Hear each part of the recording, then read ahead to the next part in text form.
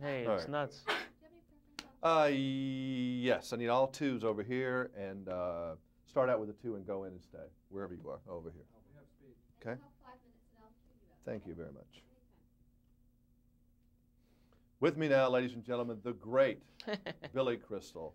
Hi. And Good intro. Thank you. That's a very original intro, too. You're going to get tired of hearing how great you are in this film. You're like Thanks. triathlete.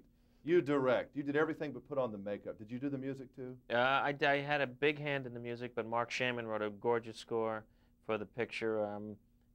I heard the music a certain way, and I stayed with him every chance I got to help him. You did everything. But yeah, but you have to. You know, you direct the movie. You direct the movie. You don't stop at any one point. You know. Were you possessed? Yeah, I think so. I think you have to be focused. Maybe a better word. If I was possessed, I hope it was by Billy Wilder. It was an amazing experience to get a chance to make this kind of a movie, and I thank anybody who worked on this picture. It was hard to do. Especially for you. I mean, you had a rough shoot. I had a very rough shoot, but I had the greatest time I've ever had. I've been fortunate to say every time I know that I've seen you, it's after a good thing.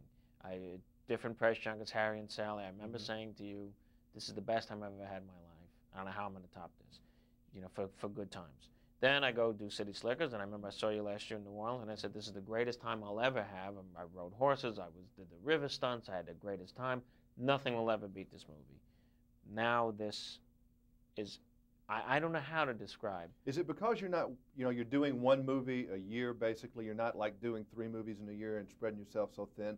It's because you are able to plateau it every time? I think so. I really love what I do. I've never been driven by money, and I think that's the only reason, unless you got 3 unbelievable parts to do that much work. I want to have a life. I don't want it just to be in front of cameras and lights, you know. So I love everything I do, and I have a big hand in everything I do. I created City Slickers. I was one of the producers of it, besides being in it, and I really cared about it. I really cared about this movie beyond belief. This is, to me, my child. You know, this is something I've had the idea to do for 10 years, and now that it's done, and I've done it the way I wanted to do it, I feel tremendous. It's great for me to go back and watch these old times and the flashbacks here. I love Ed Sullivan and all these old shows. You ever think sometimes you were born too late? Born too late? Or I was born before, you know. And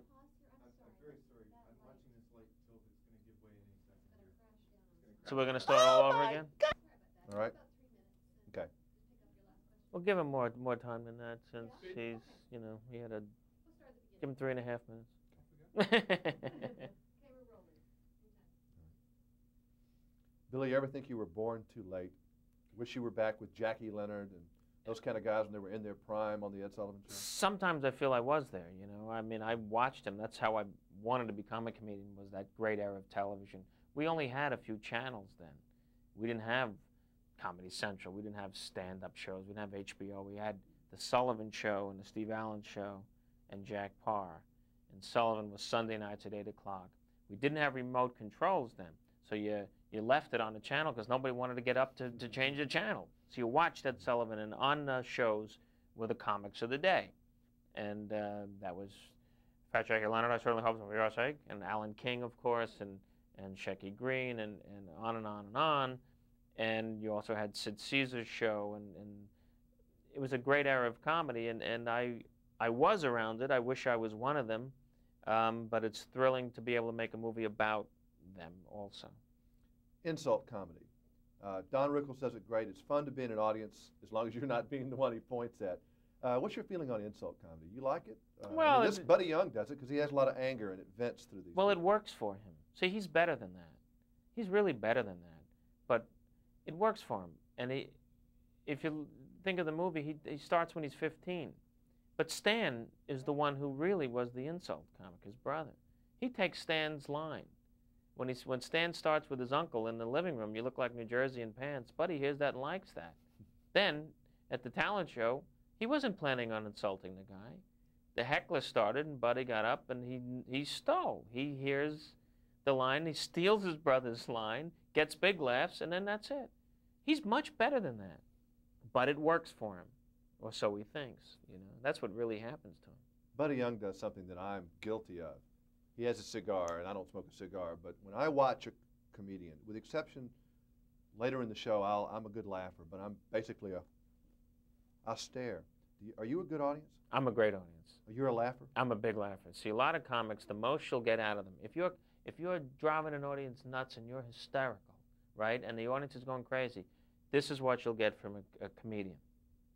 Funny. Mm-hmm. If you get funny from a comedian, that's a standing ovation.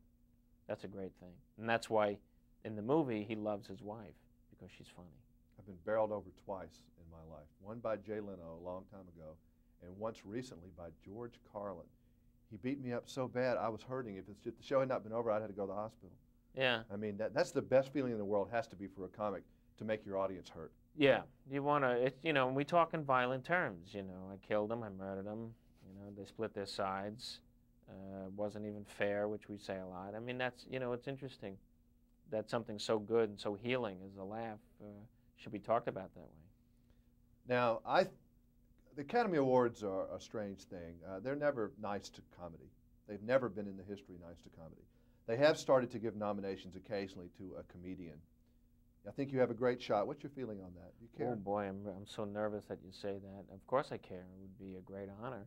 You know, I would love to just be thought of that way. I came, according to other people, close the last 2 years.